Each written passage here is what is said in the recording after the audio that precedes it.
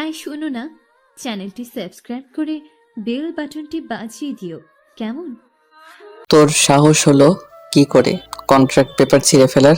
খুব সাহস বেড়ে গিয়েছে তোর, তাই না? ডানা গজিয়েছে তোর। কিছু সময় ব্যবধানে কাজের মেয়ে থেকে নিজেকে এই বাড়ির মালকিন ভাবতে শুরু করেছিস। তোকে আজ আমি মেরেই ফেলবো।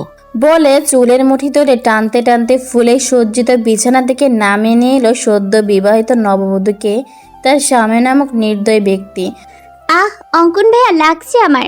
মনে হচ্ছে মাথা থেকে সব চুল উপড়ে যাচ্ছে, মাথা ব্যথায় টনটন করছে। প্লিজ চুলের মুঠি ছাড়ুন অঙ্কন ভাই, খুব কষ্ট হচ্ছে আমার, দম বন্ধ হয়ে আসছে। বিশ্বাস করুন, আমি কোনো পেপার ছিঁড়িনি। আমি তো জানিও না আমাদের কন্ট্রাক্ট ম্যারেজ হয়েছে। গত রাতে আপনি যখন আমার হাতে পেপার ধরিয়ে দিয়ে বলেছিলেন ঝটপট সাইন করে দিতে, ব্যাস আমি কিছু না পড়েই সাইন করে দিয়েছিলাম। তবে এখন বুঝেছি সেই পেপারটা কোনো সাধারণ পেপার ছিল না, ছিল আমাদের বিয়ের কন্ট্রাক্ট পেপার, যেইখানে আমাদের সম্পর্কটাই একটা চুক্তির সম্পর্ক, ভিত্তিহীন। শুধুমাত্র কাগজের একটা সম্পর্ক টিকিয়ে রাখার জন্য আমি কেন কন্ট্রাক্ট পেপার ছিঁড়ে ফেলার দুঃসাহস দেখাতে যাব? দাদিমা যখন আমাকে আপনার রুমে নিয়ে আসে, তখন বড় বাবাকে আপনার রুম থেকে বের হতে দেখেছি আমি। তুই ঠিক কি মিন করছিস অজান্তা? তুই বলতে চাইছিস ড্যাড এই কাজ করেছে? দোহাই আপনার, বিশ্বাস করুন আমার কথা, আমি সত্যি কিছু করিনি। একদম চুপ। আর একটা কথা বলবি তো একদম গুলি করে মাথার খুলি উড়িয়ে দিব। অঙ্কন চৌধুরীর বউ হওয়ার খুব শখ ছিল তোর, তাই না? তুই কি ভেবেছিলি একটা কাগজে নিজের নাম লিখে আর 3 কবুল বললেই তুই এই বাড়ির কাজের মেয়ে থেকে বাড়ির বউ হয়ে যাবি? মম ড্যাড সুইট হার্টের মতো আমার উপরও নিজের রাজত্ব দায়ের করতে পারবি? তোর এই আশা কখনো পূরণ হবে না অজান্তা। ভুলে যাস না, তুই এই বাড়ির কাজের মেয়ে, আর সারা জীবন কাজের মেয়ে হয়ে থাকবি। তোর মতো নর্দমার কীট অঙ্কন চৌধুরীর পায়ের তলায় থাকার যোগ্য, বুকে নয়।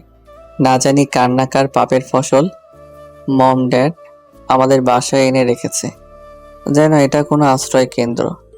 ইস, নেম প্লেটে চৌধুরী মঞ্জিল না লিখে আশ্রয় মঞ্জিল লিখে দিলে বেশ ভালো হতো। এতে তোর মতো হাজারো অজান্তা নামহীন পরিচয়হীন বাবা মা ছাড়া মেয়েগুলো এইখানে আশ্রয় নিতে পারত। ড্যাড শুধুমাত্র তোকে আশ্রয় দিয়ে ক্ষান্ত হয়নি, এখন আবার আমার ঘাড়েও ঝুলিয়ে দিয়েছে। আপনি আমাকে যা ইচ্ছা হয় বলুন, মারুন, কাটুন, আমি কিচ্ছু বলবো না। কিন্তু আমার বাবা মা সম্পর্কে কোনো বাজে কথা বললে আমি কিন্তু আপনাকে ছেড়ে কথা বলবো না অঙ্কন ভাই। অজন্তার কথা শুনে অঙ্কন ক্ষিপ্ত হয়ে এসে অজন্তার গালে চেপে ধরে বলল, ও রিয়েলি?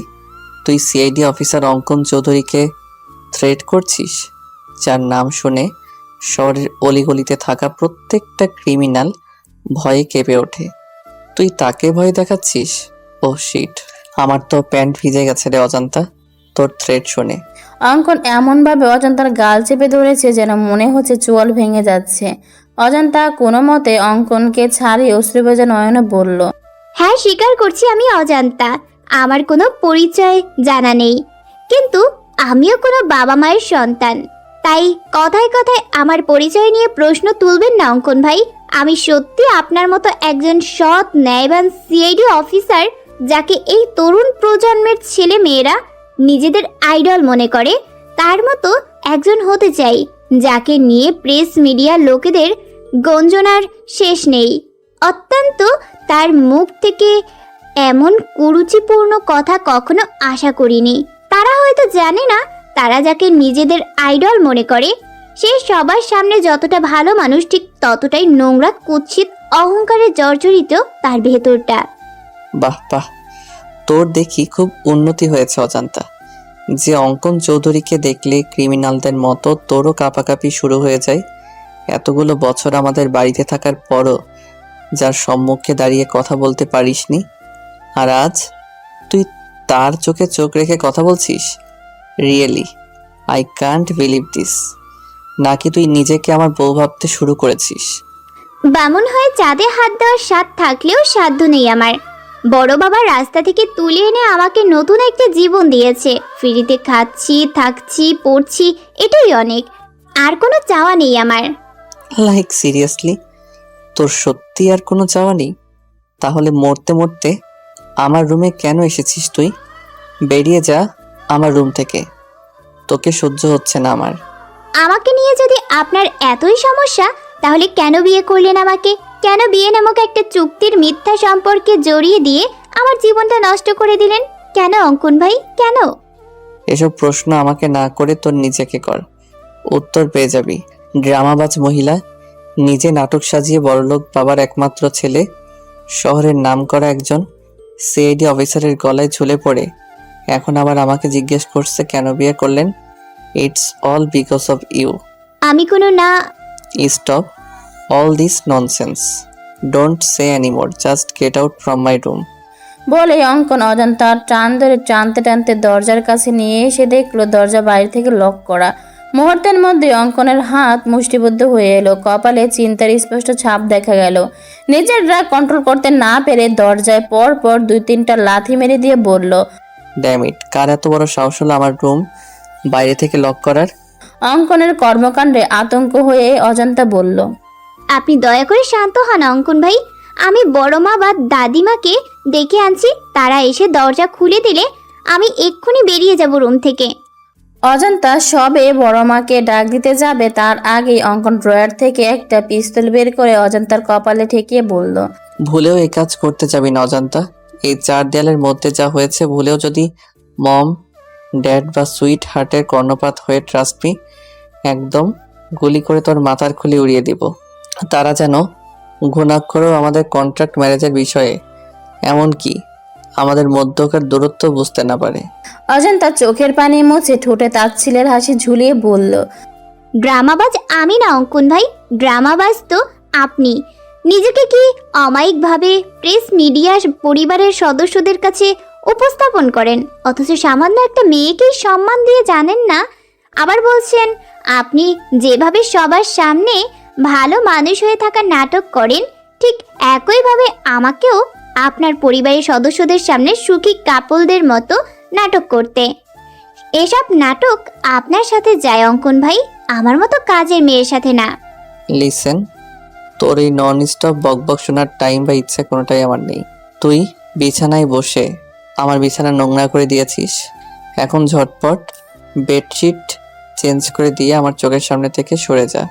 অজান্তা বেডশিট চেঞ্জ করে দিয়ে বলল, আপনি নিজেই তো দেখলেন দরজা বাইরে থেকে লক করা, তাহলে আমি রুমের বাইরে যাব কিভাবে? আর কোথায় বা ঘুমাবো আমি? নান অফ মাই বিজনেস বলে অঙ্কন লাইট অফ করে শুয়ে পড়ল। অজান্তা কি করবে বুঝতে না পেরে ঠাই সেখানে দাঁড়িয়ে রইল।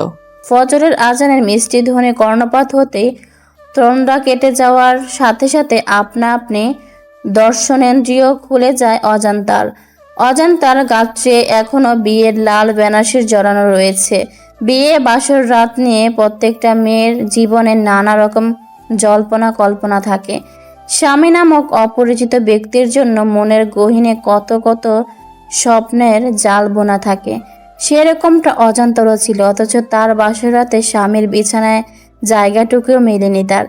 ব্যালকনিতে রাত্রি যাপন করতে হয়েছে, হয়তো তার ললাটে এমনটাই লেখা ছিল। সারা রাত গরম আর মশার কামড়ে একটুও ঘুম হয়নি অজান্তার। রাতে গহনাগুলো খুলে মেঝেতে রেখেছিল, সেগুলো মেঝে থেকে তুলে অঙ্কনের ড্রেসিং টেবিলের উপর খুব সতর্কতার সাথে রেখে অজান্তা পা টিপে টিপে ওয়াশরুমে চলে গেল। অজান্তা নামাজ পড়ার জন্য অজু করে এসে দেখে কোথাও জায়নামাজ নেই। পরক্ষণে অজান্তার চোখে পড়ে রাতে উঠিয়ে রাখা বেডশিটের উপর। জায়নামাজ না পেয়ে অজান্তা বেডশিট বিছিয়ে ফজরের সালাত আদায় করে নেয়। অজান্তা নামাজ শেষে অগোছালো রুমটা পরিষ্কার করছে, এমন সময় দরজার বাইরে থেকে আঞ্জুম আরা চৌধুরী গলা শুনতে পায়।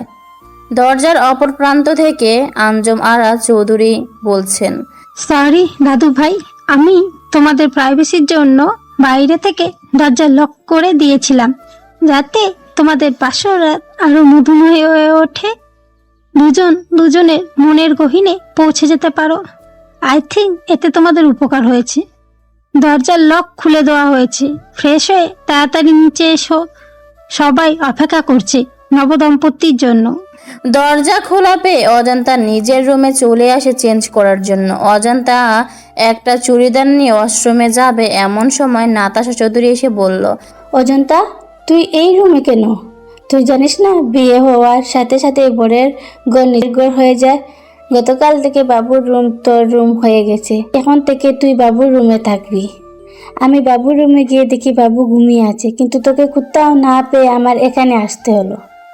আসলে বড় মা, আমি অঙ্কন ভাইয়ের রুমেই ছিলাম, কিন্তু আমার কাপড় চোপড় সব কিছু এই রুমে রয়েছে, তাই চেঞ্জ করার জন্য এসেছি। তুমি নিচে যাও, আমি এক্ষুনি শাড়ি চেঞ্জ করে চুড়িদার পরিধান করে আসছি।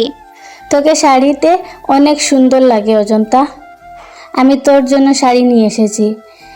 এখন কথা না বাড়িয়ে তাড়াতাড়ি শাওয়ার নিয়ে এই শাড়ি আর গতকাল তোর বড় বাবা যে গহনাগুলো তোকে দিয়েছে সেগুলো পরে নিচে আয়। ঠিক আছে বড় মা, তবে তোমার অসুস্থ শরীর, তুমি আবার কিচেনে যেও না কিন্তু। আমি চেঞ্জ করে এসে সবার জন্য নাস্তা রেডি করছি। তাছাড়া বেলি তো আছেই, ও আমাকে হাতে হাতে সাহায্য করবে। তুমি একদম আগুনের কাছে যাবে না বড় মা। নাতাশা চৌধুরী অজান্তাকে নিজের বুকে টেনে নিয়ে বলল, পাগলি মেয়েটা কত ভাবে আমার জন্য। এই জন্যই আমি আর ইমতিয়াজ তোকে সারা জীবন আমাদের সংসারে রাখার লোভ সামলাতে পারিনি। এখন যা তো, ঝটপট রেডি হয়ে নিচে আয়। নাতাশা চৌধুরী বেরিয়ে গেলে অজন্তা তার দেওয়া প্যাকেট খুলে দেখে একটা কালো আর ব্লু কালারের জামদানি দুইটা শাড়ি রয়েছে, তার সাথে প্রয়োজনীয় সবকিছু। অজন্তা আর দেরি না করে তাড়াতাড়ি রেডি হয়ে নিচে যাবে এমন সময় মনে পড়ে বড় মতো গহনা নিতে বলেছিল, কিন্তু আমি তো ভুলক্রমে গহনাগুলো অঙ্কন ভাইয়ার রুমে রেখে এসেছি। এখন তার রুমে গেলে যদি আবার রাতের মতো ভকাঝকা করে, যদি বন্দুক নিয়ে তেড়ে এসে তার বিখ্যাত ডায়লগ দিয়ে বলে, অজান্তা, তুই আবার আমার রুমে এসেছিস কেন? এক্ষুনি বের হয়ে যা আমার রুম থেকে, অন্যথায় একদম গুলি করে তোর মাথার খুলি উড়িয়ে দিব। তখন কি জবাব দিব আমি? পরক্ষণেই মনে হলো এই টাইমে অঙ্কন ভাই জগিং করতে বের হয়, নিশ্চয়ই আজও তার ব্যতিক্রম হয়নি। আমি নিশ্চিন্তে গিয়ে আমার গহনাগুলো নিয়ে আসতে পারবো। এক বুক আশা সঞ্চার করে অজান্তা অঙ্কনের রুমের দিকে পা বাড়ালো। ফোন ভাইব্রেটের শব্দে ঘুম ভেঙে গেল অঙ্কনের। অঙ্কন তড়িঘড়ি করে উঠে ফোনের দিকে চোখ পড়তেই বলল, ও শিট, আমার জগিংয়ের সময় পার হয়ে যাচ্ছে আর আমি ঠিকই পাইনি। সব হয়েছে ওই ড্রামাবাজ মেয়েটার জন্য। ওর জন্যেই অনেক রাত পর্যন্ত জেগে থাকতে হয়েছে, যার কারণে আজ আমার জগিং মিস হয়ে গেল। অঙ্কন অজান্তাকে হাজারটা ভকা দিতে দিতে ফ্রেশ হওয়ার জন্য ওয়াশরুমে প্রবেশ করতেই শ্যাম্পু বা সাবান জাতীয় কিছুর উপর স্লিপ হয়ে ঠাস করে মেঝেতে পড়ে যাওয়ার ফলস্বরূপ অনেকটা ভিজে যাওয়ার সাথে সাথে কোমরেও বেশ চোট পায়। বিরক্তিতে অঙ্কন মুখ থেকে চ জাতীয় শব্দ বের করে বলল, আমি স্পষ্ট বুঝতে পারছি আমার ওয়াশরুমে কেউ এসেছিল, কিন্তু কে হতে পারে? আমার অনুমতি ব্যতীত কারো সাহস হবে না আমার রুমে প্রবেশ করার। ও মাই গড, তার মানে ওই ড্রামাবাজ নোংরা মেয়েটা আমার ওয়াশরুমেও চলে এসেছে। তোর সাহস দেখে আমি অবাক হয়ে যাচ্ছি অজান্তা। এর জন্য তোর কঠিন শাস্তি ভোগ করতে হবে। I will teach you a good lesson, mind it. একে তো তোর জন্য আজকে জগিং করতে যেতে পারিনি, এখন আবার কোমরে ব্যথা পেতে হলো, আবার ভিজেও গিয়েছি। এখন তো শাওয়ার না নিয়ে বেরো হতে পারবো না, কিন্তু টাওয়েল তো আনিনি। অঙ্কন টাওয়াল নিতে আসবে এমন সময় রুম থেকে কারো পায়ের শব্দ শুনতে পেল। অঙ্কন ভাবছে নিশ্চয় সুইটহার্ট এসেছে। সে ওয়াশরুম থেকে হাঁক ছেড়ে বলল, সুইটহার্ট, মাই ডার্লিং, আমার টাওয়েলটা একটু দিয়ে যাও তো। অজান্তা ভাবছিল অঙ্কন ভাই নিশ্চয়ই রুমে থাকবে না। এই আশায় তার গহনাগুলো নেওয়ার উদ্দেশ্যে অঙ্কনের রুমে এসে হাজির হয়েছিল, কিন্তু ওয়াশরুম থেকে তীব্র আওয়াজ শুনে বুঝতে পারে তার ধারণা ভুল। সে হাড়ে হাড়ে টের পাচ্ছে যেখানে বাঘের বয়স সেখানেই সন্ধ্যা হয়। এই প্রবাদটার মানে অজান্তা তড়িঘড়ি করে গহনাগুলো নিয়ে রুম থেকে বের হতে যাবে তার আগে আবারও শুনতে পায়, সুইটহার্ট, কোথায় গেলে তুমি? দাও না আমার টাওয়েলটা। আমার কিন্তু শুধুমাত্র একটা হাফ প্যান্ট পরা। তুমি কি চাচ্ছ আমি হাফ প্যান্ট পরে তোমার সামনে আসি? তুমি টাওয়েল না দিলে আমি সত্যি সত্যি এই অবস্থায় তোমার সামনে চলে আসবো। অজান্তা এদিক সেদিক তাকিয়ে বলল, ধুর, কি মুসিবতে পড়ে গেলাম। এখন কি করব আমি? আমার কি তাকে সাহায্য করা উচিত? তাছাড়া অঙ্কন ভাই মনে করেছে রুমে তার সুইটহার্ট এসেছে, তাই আমি যদি টাওয়াল দিয়ে আসি তাহলে সে ভাববে সুইটহার্টই দিয়েছে। অজান্তা আকাশ কুসুম চিন্তা করে টাওয়াল নিয়ে দরজায় নক করলে অঙ্কনের মাথায় দুষ্টু বুদ্ধি চেপে বসে। অঙ্কন মুচকি এসে বলে, সকাল সকাল সুইটহার্টের প্রেমের বইটা খুলে দিয়ে তাকে প্রেমের অতল সাগরে ভাসিয়ে নিয়ে গেলে কেমন হবে ব্যাপারটা? নিশ্চয়ই খুব বকা দিবে আমাকে, আমার কান মলে দিবে। দিক না, আমিও তো এমনটাই চাই। আমি আবারও সুইটহার্টের আগের মতো শাসন আদর ভালোবাসা পেতে চাই। বড্ড মিস করি শাসনগুলো। সে আদর ভালোবাসা শাসন পেতে আমাকে যদি এতটুকু দুষ্টুমি করতে হয়, করব আমি। অজান্তা ভেতর থেকে অঙ্কনের কোনো রেসপন্স না পেয়ে আবারও দরজায় নক করার সাথে সাথে অঙ্কন হ্যাচকা টানে তাকে ওয়াশরুমে নিয়ে, যেহেতু দুজনে ব্যালেন্স হারিয়ে শাওয়ারের নিচে পড়ে যায়, শাওয়ারের নিচে পড়ে দুজনেই কাকভেজা হয়ে গিয়েছে। অঙ্কন অজান্তার দিকে তাকিয়ে ভাবছে, শুনেছি বাঙালি মেয়েদের নাকি বিয়ের পরে সৌন্দর্য শতগুণ বেড়ে যায়। অজান্তার ক্ষেত্রেও তাই হয়েছে। হয়তো হয়েছে, আজ ওকে সম্পূর্ণ অন্যরকম লাগছে। মনে হচ্ছে নতুন কোনো অজান্তাকে দেখছি। কিন্তু কেন? তখনই অঙ্কনের চোখ যায় অজান্তার নোজপিনের দিকে। অঙ্কন বুঝতে পারে অজান্তার সৌন্দর্য বৃদ্ধির কারণ তার নোজপিন, যা এতদিন তার নাকে ছিল না। হঠাৎ করে নাক ফুল পড়েছে, যার কারণে তাকে সম্পূর্ণ অন্যরকম লাগছে। পরক্ষণে অঙ্কন কি হচ্ছে বুঝতে পেরে তড়িঘড়ি করে অজান্তার উপর থেকে উঠে অজান্তাকে বলল, হাউ ডেয়ার ইউ! তোর সাহস হলো কি করে পারমিশন ছাড়া আমার ওয়াশরুমে প্রবেশ করার? নাকি আমার হাতে মরার স্বাদ জেগেছে তোর? দিব নাকি গুলি করে মাথার খুলি উড়িয়ে? অজান্তা মনে মনে বলল, দাদিমা সবসময় একটা কথা বলে, নরম মাটিতে নাকি কেঁচো লাগে বেশি। তাই আমি যত অঙ্কন ভাইয়ের সামনে দুর্বলতা প্রকাশ করব, অঙ্কন ভাই তত আমাকে আঘাত করবে, অপমান করবে, যেমনটা গত রাতে করেছিল। অজান্তা নিজেকে সংযত করে বলল, আমি ইচ্ছে করে এসেছি নাকি? আপনি নিজেই বারবার টাওয়াল চাচ্ছিলেন, তাই বাধ্য হয়ে আমার আসতে হয়েছে। তুই কি সুইটহার্ট? আমি সুইটহার্টকে টাওয়েল দেওয়ার জন্য ডেকেছি, তোকে নয়। আমি তো আপনার উপকার করতে এসেছিলাম, কিন্তু আপনি যে আমার হাত ধরে টেনে ভিতরে নিয়ে আসলেন, আমাকে ভিজিয়ে দিলেন, এই বেলায় কিছুই না। আর আমি কিছু বলতে গেলেই আপনার সেই চিরচেনা এক ডায়লগ দিবেন, একদম গুলি করে মাথার খুলি উড়িয়ে দিব। বলি কি, এই পর্যন্ত কয়টা মানুষের গুলি করে মাথার খুলি উড়িয়ে দিয়েছেন? তোর সাহস দেখে সত্যি আমি অনেক অবাক হয়ে যাচ্ছি। এক রাতের ব্যবধানে মুখে খই পড়তে শুরু হয়ে গিয়েছে। রাতেও তোর চোখে মুখে আমি ভয়ের স্পষ্ট ছাপ দেখতে পেয়েছি, বাট এখন সেই ভয়ের ছাপ নেই। এক রাতেই এত চেঞ্জ? আপনি বাঘ না ভাল্লুক যে আপনাকে ভয় পেতে হবে? হ্যাঁ, আগে ভয় পেয়েছি, কারণ তখন আপনি অন্য পুরুষ ছিলেন, আর এখন আপনি বিয়ে করা বর আমার। বিয়েটা যেভাবেই হোক হয়েছে তো। বড়মা বলেছে বিয়ের পর বরের সব কিছু নিজের হয়ে যায়, তাই এটা যেমন আপনার রুম তেমনই আমারও রুম। আর নিজের রুমে প্রবেশ করতে যদি অনুমতি নিতে হয়, তাহলে আপনিও আমার থেকে অনুমতি নিয়ে রুমে প্রবেশ করবেন। অঙ্কন কিছু বলতে যাবে তার আগে রুম থেকে আলিশা হাঁক ছেড়ে বলল, অজান্তা আপু, অঙ্গন ভাইয়া, তোমরা কি করছো ওয়াশরুমে? মাই গড, তোমাদের কি রুমে জায়গা কম পড়েছে যে ওয়াশরুমে গিয়ে রোম্যান্স করতে হচ্ছে? তোমাদের রোম্যান্স শেষ হলে তাড়াতাড়ি নিচে আসো, সবাই তোমাদের জন্য অপেক্ষা করছে। আলিশার সাড়া পেয়ে অজান্তা নিজের রুমে গিয়ে চেঞ্জ করে অন্য একটা শাড়ি পরে নিচে এসে দেখে সবাই ব্রেকফাস্ট না করে তাদের জন্য অপেক্ষা করছে। অজান্তা ডাইনিং টেবিলে এসে দেখে হরেক রকমের রেসিপি রান্না করা হয়েছে, যার মৌ মৌ গন্ধে পুরো বাড়ি ছড়িয়ে গিয়েছে।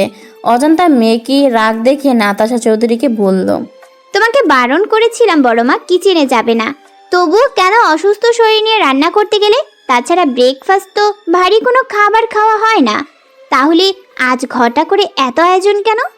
তোকে হয়তো আমি গর্বে ধারণ করিনি, কিন্তু সেই ছোটোবেলা থেকে মায়ের আদর দিয়ে তোকে বড় করেছি। সেই ছোট্ট মেয়েটা আজ নতুন জীবনের সূচনা করেছে, তার খুশির জন্য আমার এইটুকু কষ্ট কিছুই না। সাধারণত বিয়েতে কত বড় আয়োজন করা হয়, আমরা তো সেই ধরনের কিছুই করিনি, তাই নিজের সামান্য কিছু ট্রাই করেছি। অবশ্য আমি একা করিনি, আলিশা আর বেলিও সাহায্য করেছে আমাকে। অজান্তা নাতাশা চৌধুরীকে জড়িয়ে ধরে বলল, তোমাকে জড়িয়ে ধরলে কেন আমি মায়ের ফিল, আমার মায়ের গায়ের গন্ধ পাই বড় মা? কেন মনে হয় তুমি আমার গর্ভধারিণী মা? তুই আমার নিজের পেটের মেয়ে, তাই হয়েছে শান্তি। এবার কথা না বাড়িয়ে তাড়াতাড়ি খেতে বস, আমি তোদের তিনজনকে নিজের হাতে খাইয়ে দিব। কিন্তু বাবু তো এখনো আসছে না কেন? মম, ওই যে দেখো ভাইয়া চলে এসেছে, এখন তাড়াতাড়ি খেতে দাও তো, খুব ক্ষুধা পেয়েছে। ব্রেকফাস্ট আজ এত এত খাবার খেতে পারবো কখনো ভাবিনি। এসব কিছু হয়েছে অজান্তা আপুর জন্য। ধন্যবাদ আপু। হয়েছে, আর এত ধন্যবাদ দিতে হবে না। অঙ্কর চেয়ার টেনে আর চোখে অজন্তার দিকে তাকিয়ে বলল, সকাল সকাল ড্রামা শুরু করে দিয়েছে, ড্রামাবাজ মহিলা একটা। অঙ্কন বসা মাত্রই আঞ্জুমারা চৌধুরী অঙ্কনকে ফিস ফিস করে বলল, হোয়াট হ্যাপেন দাদু ভাই? সকাল সকাল দুজনেরই চুল ভেজা, ডাল মে কুছ কালা হে।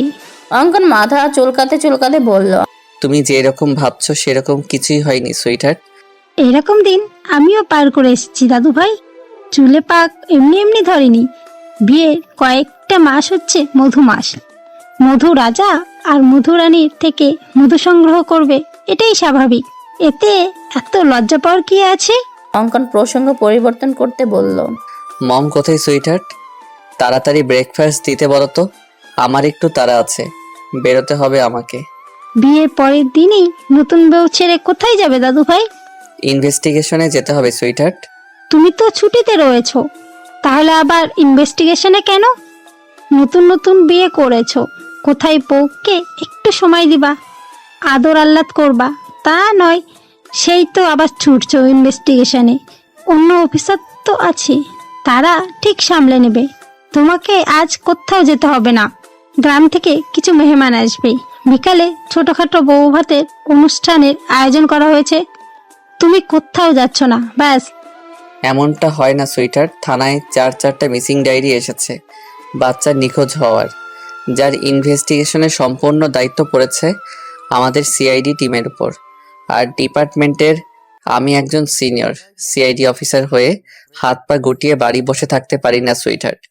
একটার পর একটা বাচ্চা নিখোঁজ হচ্ছে এতিমখানা থেকে, আর আমাদের সন্দেহ এতিমখানার সাথে জড়িত কেউ এই কাজ করেছে। হয়তো সে বাচ্চা পাচারকারীদের সাথেও জড়িত। তাই আরো বাচ্চা মিসিং হওয়ার আগেই আমাদের অপরাধীদের ধরতে হবে। নাতাশা চৌধুরী কিচেন থেকে পায়েসের বাটি নিয়ে আসছিল ডাইনিং এর দিকে। এমন সময় এতিমখানার কথা শুনে অঙ্কনকে জিজ্ঞেস করলো, কোথায় যাবি বাবু? তুই না ছুটি নিলি? কুসুমপুর এতিমখানায় মম। কুসুমপুর এতিমখানার কথা শুনে নাতাশা চৌধুরীর হাত থেকে পায়েসের বাটি নিচে পড়ে বাটিতে থাকা পায়েস মেঝেতে ছড়িয়ে ছিটিয়ে যায়। তুমি শুধু শুধু টেনশন করছো বৌমা। তুমি যেরকম ভাবছো সেরকম কিছুই হবে না। দেখো আম্মা, কুসুমপুর এতিমখানায় গিয়ে যদি বাবু অতীত তার সামনে চলে আসে, বাবু যদি ও নিজের সম্পর্কে সব জেনে যায়, আর যদি আমাদের ভুল বুঝে দূরে সরে যায়, তখন কি নিয়ে বাঁচবো আমি? তুমি অযথা টেনশন করছো। তাছাড়া তুমি কোনো অন্যায় তো করোনি। তোমার প্রয়োজন ছিল একটা সন্তানের, আর দাদু ভাইয়ের প্রয়োজন ছিল একটা পরিবার। মা বাবা দাদু ভাই একটা পরিবার পেয়েছে, তুমি পেয়েছো একটা সন্তান। যদিও তুমি দীর্ঘ 8 বছর পরে একটা মৃত সন্তান জন্ম দিতে সক্ষম হয়েছিলে, কিন্তু সে তো আর পৃথিবীর আলো দেখতে পারিনি। না না আম্মা, আমি মৃত সন্তান জন্ম দিইনি। যদিও চেক আপ করে আমাকে বলা হয়েছিল আমার ছেলে সন্তান হবে, কিন্তু আমার স্পষ্ট মনে আছে যখন আমার জ্ঞান ছিল আমি কন্যা সন্তানের কান্নার আওয়াজ পেয়েছিলাম, অর্থাৎ আমি কন্যা সন্তানের জন্ম দিয়েছিলাম। কিন্তু যখন আমার জ্ঞান ফিরে আসে, নার্স আমার কাছে একটা মৃত ছেলে সন্তান দেয় আর বলে আমি মৃত সন্তান জন্ম দিয়েছি। আমি আগেও আপনাদের বলেছি আম্মা, কিন্তু আপনারা কেউ আমার কথা বিশ্বাস করেননি। উল্টা আমাকে সন্তান হারানোর বেদনায় মানসিক রোগী বলেছেন। বিশ্বাস করেন আম্মা, আমার সত্যি মেয়ে হয়েছিল, কিন্তু জানি না কার নজর লেগে গেছিল আমার মেয়ের উপর, আমার পরিবারের উপর। তারা আমার মেয়েকে সরিয়ে তার জায়গায় একটা মৃত ছেলে সন্তান দিয়ে দিল। আর ইমতিয়াজও ভেবেছিল হয়তো আমি 8 বছর পর মৃত মেয়ে সন্তান নিতে পারিনি, তাই উল্টোপাল্টা বকেছে, যার কারণে ইমতিয়াজও আমার মেয়ের খোঁজ করেনি। বলে কান্নায় ভেঙে পড়লেন নাতাশা চৌধুরী। এখন আর এসব বলে কি লাভ বৌমা? যা হবার হয়েছে। এখন বেশি না বকে তুমি একটু বিশ্রাম নাও। অঙ্কন আর তার টিমের সদস্যরা 5 মিনিট আগে কুসুমপুর এতিমখানায় এসে পৌঁছেছে। এতিমখানায় প্রায় 300-400 বাচ্চা রয়েছে, যার পরিচালনার দায়িত্বে নিয়েছেন স্থানীয় এলাকার চেয়ারম্যান রৌনক হোসেন, এবং তার সাথে কিছু ফাউন্ডেশন যুক্ত রয়েছে, যা থেকে এতিমখানার বাচ্চাদের জন্য বিভিন্ন অনুদান আর্থিক সহায়তা প্রদান করা হয়। একে একে যখন 4টা বাচ্চা নিখোঁজ হয়ে যায়, তখন রৌনক হোসেন নিজে থানায় গিয়ে মিসিং ডায়েরি করে আসে। অঙ্কন এসে রৌনক হোসেনকে জিজ্ঞেস করে, আচ্ছা চেয়ারম্যান সাহেব, এসব হলো কিভাবে? 4টা বাচ্চা কি একসাথে নিখোঁজ হয়েছে নাকি আলাদাভাবে? স্যার, আমি চেয়ারম্যান মানুষ, আমার নানান কাজে ব্যস্ত থাকতে হয়। আমি শুধুমাত্র এতিমখানার পরিচালনা করি, কিন্তু বাচ্চাদের দেখাশোনা করতে রহমত চাচা অনেক বিশ্বস্ত একজন লোক, অনেক আগে থেকে এইখানে রয়েছে। অর্থাৎ আমার আগে এই এতিমখানা পরিচালনা করতো আমার বাবা। রহমত চাচা তখন থেকে এইখানে রয়েছে। 2 দিন আগে রহমত চাচা আমাকে ফোন করে বলে যে রাব্বি নামে একটা ছেলেকে অনেকক্ষণ যাবৎ দেখতে পাচ্ছে না। পরে নাকি বেলা জানায় সকাল 10টা নাগাদ রাব্বির দুঃসম্পর্কের কোনো মামা এসে রাব্বিকে নিয়ে গেছে। তবে বিকালের মধ্যে এসে রাব্বিকে আবার দিয়ে যাবে, কিন্তু রাব্বি আর ফিরে আসেনি। বিকাল করিয়ে সন্ধ্যা হয়ে যায়, কিন্তু রাব্বি আসে না। আর সবাই যখন রাব্বিকে খুঁজতে ব্যস্ত হয়ে পড়ে, তখন আলিফ নামের ছেলেটাও নিখোঁজ হয়ে যায়। 1 মিনিট চেয়ারম্যান সাহেব, এই বেলাকে? অঙ্কনের কথা শুনে পাশ থেকে একটা মধ্যবয়সী মহিলা বলে উঠল, আমি করছি সাহেব, এই বেলা 1 নম্বরের কুটনি বেডি। একজনের কথা অন্যজনের কাছে লাগানো ওর কাজ। বেয়াদব একটা মহিলা, ওর মধ্যে কোনো শিক্ষে দীক্ষে নাই, আছে খালি কুটনামি করার গুণ। ওর ওই কুটনামির জন্য ওর বড়কে তালাক দিছে, তাই এখন এই এতিমখানায় আসে উঠিছে। এতিমখানার রান্ধার কাম করে ওই কুটনি বেডি। আমার মনে হচ্ছে ওই কুটনি বেডি নিশ্চয়ই এই কাজের লগে জড়িত আছে। ওই বেডি এই ফুলের মতন বাচ্চাগুলান রে গায়েব করিছে। কিন্তু তুমি কে? আমি রেশমি সাহেব। আমি আগে এতিমখানার রান্দার কাম করতাম, কিন্তু ওই বেলা কুটনি উড়ে এসে জুড়ে রয়েছে। কে কুটনি আর কে শুটনি সেটা আমরা ঠিকই বের করে নিব।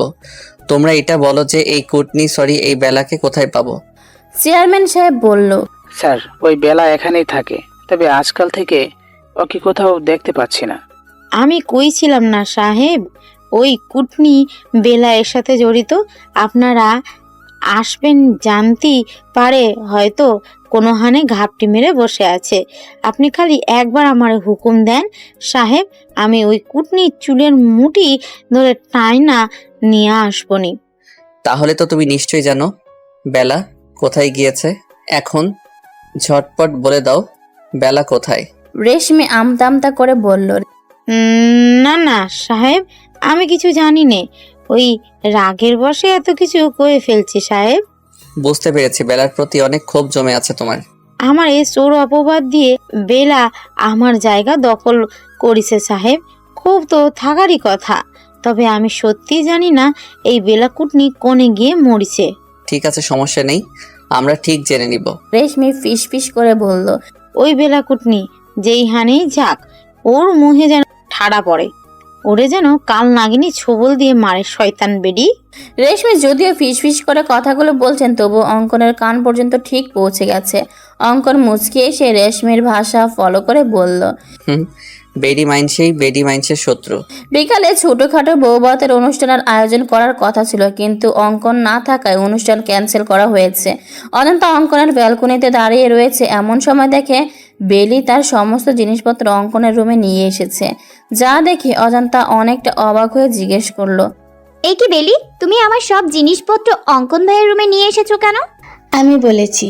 পাশ থেকে নাতাশা চৌধুরী বললেন, এখন থেকে তোর সব কিছু এখানেই থাকবে। নে, তোর কাপড় চোপড় আলমারিতে গুছিয়ে রাখ। বড়মা, কি হয়েছে তোমার? তোমাকে এমন লাগছে কেন? চোখ ফোলা, নাক লাল হয়ে আছে, নিশ্চয়ই অনেক কান্না করেছো। কিন্তু কেন বড়মা? তোমাকে মাঝে মাঝে দেখি লুকিয়ে লুকিয়ে কান্না করো। কিসের এত কষ্ট তোমার বড়মা? বলো না বড়মা, তোমার কষ্টে আমার ভালো লাগে না, আমার কলিজা ছিঁড়ে বেরিয়ে আসতে চাইছে। বলো না বড়মা, কি হয়েছে তোমার? নাতাশা চৌধুরী কোনো কথার উত্তর না দিয়ে চুপচাপ রুম থেকে বেরিয়ে আসে। অজান্তা চোখের পানি মুছে তার কাপড় চোপড় আলমারিতে গুছিয়ে রাখছে। এমন সময় একটা ছবির দিকে চোখ পড়তে থমকে যায় অজান্তা। অজান্তা ছবিটা হাতে নিয়ে বলে, আরে এটা তো আমার নিজেরই ছবি। অজান্তা ভালো করে লক্ষ্য করে দেখে শুধু একটা না হাজারটা ছবি, যেগুলো দেখে বোঝা যাচ্ছে ছবিগুলো লুকিয়ে তোলা হয়েছে। অজান্তা ভাবছে, অঙ্কন ভাইয়ের আলমারিতে আমার ছবি, তাও আবার লুকিয়ে রাখা হয়েছে। কিন্তু কেন? অঙ্কন ভাই তোমার নিজের ছেলে না?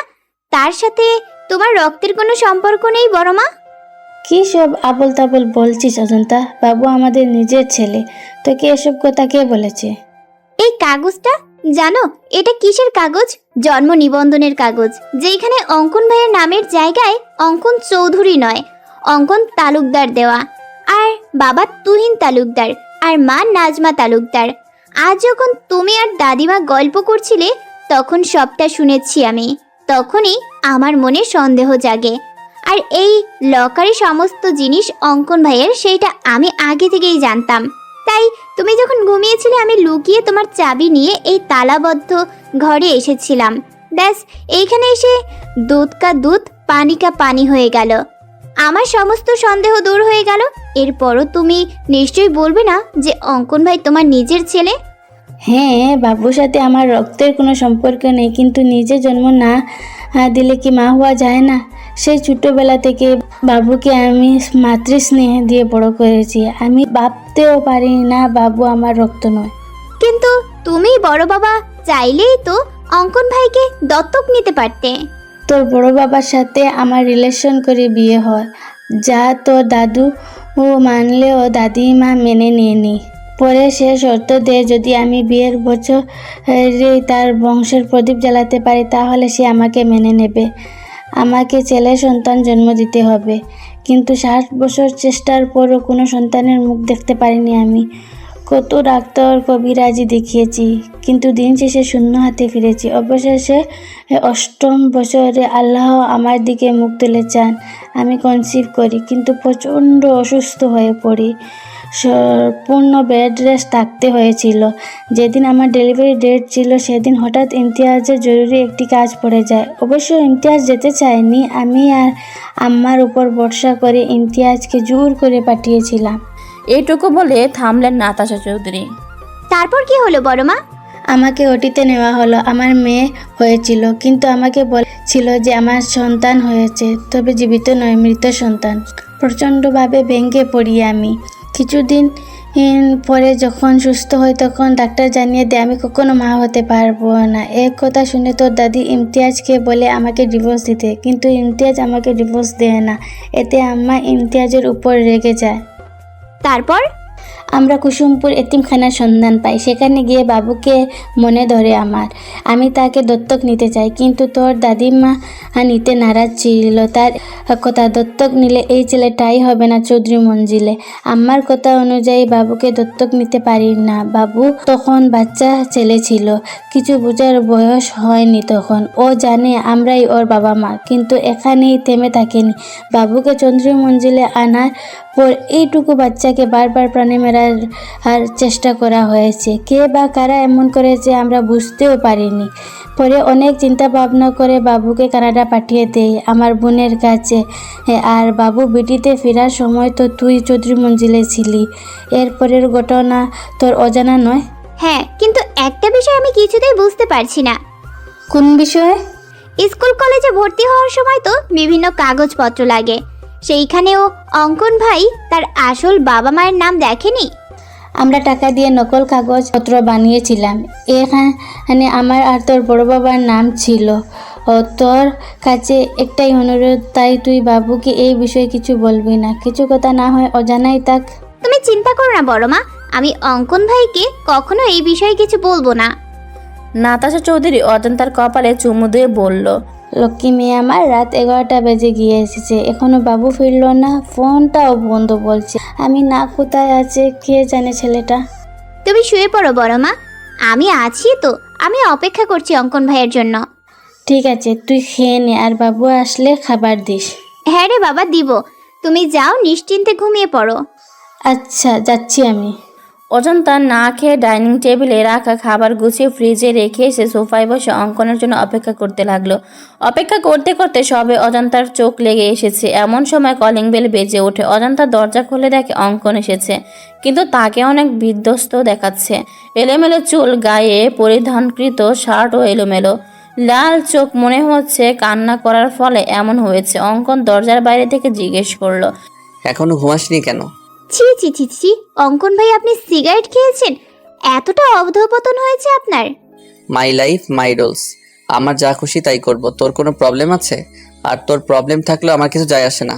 বলে অজন্তাকে ধাক্কা দিয়ে সরিয়ে নিজের রুমে চলে যায় অঙ্কন। অজন্তা দরজা বন্ধ করে দিয়ে কিচেনে গিয়ে এক গ্লাস ঠান্ডা শরবত করে নিয়ে আসে অঙ্কনের জন্য, কিন্তু রুমে এসে দেখে অঙ্কন রুমে নেই। তিনি ব্যালকনিতে দাঁড়িয়ে দাঁড়িয়ে মনের সুখে সিগারেটের ধোঁয়া উড়াচ্ছেন। অজন্তা সোজা গিয়ে অঙ্কনের ঠোঁট থেকে সিগারেট টান দিয়ে নিচে ফেলে দিয়ে বলে, কি সমস্যা আপনার? তোর সব জিনিসপত্র আমার রুমে কেন? তো কোথায় থাকবে? I don't know. আপনি হয়তো জানেন না, কিন্তু আমি ঠিকই জানি। বরের জিনিসপত্র যেখানেই থাকবে, বউয়ের জিনিসপত্র সেখানেই থাকবে। এটাই স্বাভাবিক, তাই না? অঙ্কন কিছু বলার আগে অজন্তা বলল, অন্য ছেলেরা অফিস থেকে ফিরে বউকে জড়িয়ে ধরে ক্লান্তি দূর করে, কিন্তু আপনি তো সাধু সন্ন্যাসী, বউয়ের ধারে কাছেও ঘেঁষবেন না। তাই আপনার জন্য ঠান্ডা শরবত করে এনেছি, নিন, শরবত পান করে ক্লান্তি দূর করুন। No need. অবশ্যই প্রয়োজন আছে। তুই কিন্তু একটু বেশি বকছিস অজান্তা। আমার সামনে থেকে যা, নয়তো একদম গুলি করে মাথার খুলি উড়িয়ে দিব। থাক ভাই, খুলি উড়ানোর কোনো প্রয়োজন নেই। আপনি ফ্রেশ হন, আমি ওপরে আপনার জন্য খাবার নিয়ে আসছি। অজন্তা খাবার নিয়ে এসে দেখে অঙ্কন শাওয়ার নিয়ে লুঙ্গি পড়েছে, যা দেখে অজন্তার হাসি কিছুতেই থামছে না। অজন্তাকে হাসতে দেখে অঙ্কন ধমক দিয়ে বলল, ফ্রিতে সার্কাস দেখেছিস নাকি? আপনি লুঙ্গি পরেছেন? আগে তো কখনো আপনাকে লুঙ্গি পরতে দেখিনি। কেন, তুই কি চোখে কম দেখিস? লুঙ্গি আমি প্রতি রাতেই ঘুমাতে যাওয়ার আগে পরি। তুই নিশ্চয়ই আমার সাথে ঘুমাস না যে, তাই দেখতে পাবি। আর গরমকালে লুঙ্গি মানে এসি। লুঙ্গি থাকলে এসি চালানোর কোনো প্রয়োজন হয় না। এখন বেশি কথা না বলে খাবার রাখ আর বিদায় হ। অজন্তা অঙ্কনকে খাবার দিয়ে সেখানে দাঁড়িয়ে রয়েছে। সেও রাতে খায়নি, মনে হচ্ছে পেটের মধ্যে ক্ষুধায় হরতাল শুরু করে দিয়েছে। অজন্তা ভাবছে, আমাকে একটু খাইয়ে দিলে অঙ্কন ভাইয়ের কি জাতমান চলে যেত? অজন্তার মুখের কথা মুখে থাকতে অঙ্কন জিজ্ঞেস করলো, রাতে খেয়েছিস তুই? ব্যাস এটুকুই কথা। অজন্তার মনে যেন প্রেমের বইটা বইতে শুরু করলো। অজন্তা অনেকটা অভিমানী স্বরে বলল, আমার ক্ষুধা নেই। আমি জিজ্ঞেস করেছি খেয়েছিলি কিনা, ক্ষুধা আছে কি নেই এটা জিজ্ঞেস করিনি। বেশ অপমান বোধ করে অজন্তা। অজন্তা ভাবছে রুম থেকে বেরিয়ে যাবে, কিন্তু তার আগে অজন্তাকে অবাক করে দিয়ে অঙ্কন এক লোকমা খাবার অজন্তার মুখের সামনে তুলে ধরে, যা দেখে খুশিতে অজন্তার চোখে পানি চলে আসে। অজন্তা আবেগে আপ্লুত হয়ে জিজ্ঞেস করে, আমাকে ভালোবাসেন অঙ্কন ভাই? দেখতে দেখতে কেটে গেল কয়েকটা দিন। কেসের ইনভেস্টিগেশন চলছে, কিন্তু কাঙ্ক্ষিত কোনো তথ্য বা প্রমাণ এখনো পাওয়া যায়নি। অঙ্কন এতিমখানার সব বাচ্চাদের চকলেট দিয়ে তাদের মনোরঞ্জন করার পর তাদের জিজ্ঞেস করছে তারা কিছু জানে বা দেখেছে কিনা। এমন সময় অঙ্কনের ফোন বেজে উঠল। অঙ্কন কল রিসিভ করে বলল, হ্যাঁ ঈশান বলো, ওই দিকের কি খবর? কিছু জানতে পেরেছো কি? হ্যাঁ স্যার, এতিমখানা থেকে 3 কিলো দূরে একটা জঙ্গল রয়েছে। ওই জঙ্গলে বেলা নামের মহিলাটার লাশ পাওয়া গেছে। আমরা আশেপাশের লোকদের ছবি দেখে জিজ্ঞেস করছি, তারা নিশ্চিত করেছে এটা বেলার লাশ। মনে হচ্ছে মাথায় আঘাতের ফলে এর মৃত্যু হয়েছে। কিভাবে মৃত্যু হয়েছে সেটা তো ফরেনসিক রিপোর্ট এলে জানা যাবে। তুমি এক কাজ করো, লাশটাকে ফরেনসিক ল্যাবে পাঠিয়ে দাও। জি স্যার, আমি এক্ষুনি পাঠিয়ে দিচ্ছি। তবে স্যার, একটা বিষয় আমার মাথায় কিছুতেই ঢুকছে না। আমরা তো বেলাকে সন্দেহ করেছিলাম, আর আশ্চর্যজনকভাবে সেই বেলা খুন হয়ে গেল, কিন্তু কেন? বেলা নিশ্চয়ই এমন কিছু জানতে পেরেছিল বা দেখেছিল যা খুনির জন্য কাল হয়ে দাঁড়িয়েছিল। ব্যাস, তারা পথের কাঁটা সরিয়ে দিয়েছে। এই বেলা বেঁচে থাকলে আমাদেরকে অনেক তথ্য দিয়ে সহায়তা করতে পারত, কিন্তু কোনো ব্যাপার না। এই বেলায় আমাদের পৌঁছে দিবে আসল অপরাধী পর্যন্ত। তুমি ফরেনসিক ল্যাবে চলে যাও, আমিও আসছি। ঠিক আছে স্যার। হ্যাঁ, ডক্টর রবিন কিছু জানতে পারলেন? হ্যাঁ অঙ্কন, আনুমানিক 4 ঘন্টা আগে বেলা মারা গিয়েছে। তবে এই বেলার মৃত্যু আঘাতের ফলে হয়নি। তাহলে কিভাবে হয়েছে? বিষের কারণে। বেলাকে বিষ দিয়ে মারা হয়েছে। এই দেখো, ওর ঠোঁট গলা কেমন নীল হয়ে গেছে। আমি হয়তো খুনিকে এইটা বলতে পারবো না, কিন্তু বেলাকে বিষ দিয়ে দিয়েছে সেটা বলতে পারবো। ডক্টর রবিনের কথা শুনে ঈশান বলল, কিভাবে স্যার? এই যে এই পানির বোতলটা, যেটা বেলা লাশের কাছে পড়েছিল, আমি এই বোতলে 2 জনের ফিঙ্গারপ্রিন্ট পেয়েছি, যার একটা বেলার ফিঙ্গারপ্রিন্টের সাথে ম্যাচ করছে, আর একটা ফিঙ্গারপ্রিন্ট হচ্ছে সেই ব্যক্তি যে বেলাকে এই বিষ দেওয়া পানি খেতে দিয়েছিল। অঙ্কন বলল, এবার আমার কাছে বিষয়টা একদম পানির মতো পরিষ্কার হয়ে গেল। মানে কেউ বেলাকে জঙ্গলে ডাকে, এরপর বেলা যখন জঙ্গলে যায় তখন কেউ বেলাকে পিছন থেকে মাথায় ভারী কিছু দিয়ে বাজেভাবে আঘাত করে। বেলা মৃত্যু যন্ত্রণায় ছটফট করতে থাকে, তার পানির তেষ্টা পায়, শেষবারের মতো হয়তো পানি খেতে চেয়েছিল, আর তখনই কেউ বেলাকে এই বিষ মিশ্রিত পানির বোতল দেয়, আর যার ফলে বেলার মৃত্যু ঘটে। একদম ঠিক বলেছ অঙ্কন, বেলার সাথেই এমনটা হয়েছে। ফিঙ্গারপ্রিন্ট যখন পাওয়া গিয়েছে, খুনিকেও খুব সহজে আমরা ধরে ফেলব। কাল সকালে আবারও আমাদের কুসুমপুর এতিমখানায় যেতে হবে। ওই এতিমখানায় লুকিয়ে রয়েছে সব রহস্যের সমাধান। অফিসের কাজ শেষ করে বাড়ি ফেরার সময় অঙ্কন দেখলো একজন ঝালমুড়ি বিক্রেতা ঝালমুড়ি বিক্রি করছে। অঙ্কন ভাবলো ড্রামাবাজ মেয়েটা ঝালমুড়ি খুব পছন্দ করে, ঝালমুড়ি পেলে যেন দিন দুনিয়া সব ভুলে যায়। সব অখাদ্য গিলে মেয়েটা, এসব অখাদ্য খাওয়ার ফলে শরীরের এই অবস্থা। মনে মনে অজান্তাকে 1000টা বকা দিয়ে অঙ্কন 100 টাকার ঝালমুড়ি নিয়ে বাইকে স্পিড বাড়িয়ে দিয়ে তাড়াতাড়ি বাড়ি পৌঁছালো। অঙ্কন ভেবেছিল হয়তো অজান্তা তার ফেরা অবধি অপেক্ষা করবে, কিন্তু কলিং বেল পেয়ে দরজা খুলে দিল নাতাশা চৌধুরী। যা দেখে অঙ্কন বলল, মম, তুমি এখনো জেগে রয়েছো কেন? জেগে না থাকলে দরজা খুলে দিত কে শুনি? কেন, তোমার আদরের মেয়ে অজান্তা কোথায়? অজন্তা বলল যে ওর নাকি শরীর খারাপ লাগছে, তাই আমি ওকে রুমে পাঠিয়ে দিয়েছি। অঙ্কন বলল, শরীর খারাপ টারাপ কিছু না, সব ওর ড্রামা। মানে কি বলতে চাইছিস বাবু? কিছু না মম। ঠিক আছে, ফ্রেশ হয়ে আয়, আমি খাবার দিচ্ছি। ঠিক আছে মম। অঙ্কন রুমে এসে দেখলো অজান্তা ব্যালকনিতে বিছানা করছে। হঠাৎ অঙ্কনের দিকে চোখ পড়া মাত্রই এক হাত ঘুমটা টেনে দিল, যা দেখে অঙ্কন মুচকি এসে বলল, বাব্বা, মহারানীর রাগ এখনো কমেনি? অঙ্কন ব্যালকনিতে গিয়ে বলল, কি মজার ঝালমুড়ি রে অজান্তা, আমার জীবনেও এমন মজার ঝালমুড়ি আমি খাইনি। আজ রাতে ঝালমুড়ি দিয়ে ডিনারের কাজ সম্পন্ন করব। ঝালমুড়ির কথা শুনে অজান্তার জিহ্বা লক লক করছে। এমনিতে ঝালমুড়ি তার খুব পছন্দের। অজান্তা সামান্য একটু ঘুমটা সরিয়ে দেখলো অঙ্কন সত্যি সত্যি ঝালমুড়ি খাচ্ছে। অজান্তার মন চাচ্ছে ছু মেরে অঙ্কনের হাতে ঝালমুড়ি নিয়ে খাওয়া শুরু করতে, কিন্তু না, সে এতটা নির্লজ্জ নয়। মুহূর্তের মধ্যে অজান্তার চোখ ভিজে এলো। মনে পড়ে গেল সেদিনের রাতের ঘটনা। অজান্তা যখন আবেগে আপ্লুত হয়ে অঙ্কনকে জিজ্ঞেস করেছিল, আমাকে ভালোবাসেন অঙ্কন ভাই? উত্তরে অঙ্কন ভাতের লোকমাটা অজান্তার মুখের সামনে থেকে নিয়ে নিজে খেয়ে ফেলে বলল, সামান্য এক লোকমা ভাত খাইয়ে দিতে চেয়েছি, আর ভেবেছিস আমি তোকে ভালোবাসি? থাক, প্রয়োজন নেই তোকে খাইয়ে দেয়া। এবার নিশ্চয়ই তোর প্রশ্নের উত্তর পেয়ে গিয়েছিস। না, উত্তর পাইনি। আমি আপনাকে জিজ্ঞেস করেছি ভালোবাসেন কিনা, ইয়েস অর নো। তোর প্রশ্নের উত্তর দিতে বাধ্য নই আমি। এই মুহূর্তে তোর মুখও দেখতে ইচ্ছে হচ্ছে না আমার। সরে যা আমার সামনে থেকে। মুহূর্তের মধ্যে অজান্তা কোমল হৃদয় ব্যথিত হয়ে ওঠে। অজান্তা টলমলে চোখে বলল, ঠিক আছে, দেখতে হবে না আমার মুখ আপনাকে। এরপর থেকে অজান্তা অঙ্কনকে এড়িয়ে চলছে, তার সামনেও আসছে না। ভুলবশত চোখাচোখি হয়ে গেলে তৎক্ষণাৎ ঘুমটার আড়ালে নিজেকে লুকিয়ে রাখছে। পুরনো কথা মনে করে ঘুমটার আড়ালে চোখের পানি মুছে নিল অজান্তা, যা অঙ্কনের চোখ এড়োলো না। অঙ্কন অজান্তাকে শুনিয়ে শুনিয়ে বলল, কেউ তো আর ঝালমুড়ি খাচ্ছে না, কি আর করার, আমি নিজেই সবটা খেয়ে ফেলি। অঙ্কনের কথা শুনে অজান্তার সমস্ত লাজ লজ্জা ভুলে ছু মেরে অঙ্কনের হাত থেকে জালমুড়ি নিয়ে দিল এক দৌড়, যা দেখে অঙ্কন হু হু করে হেসে উঠল।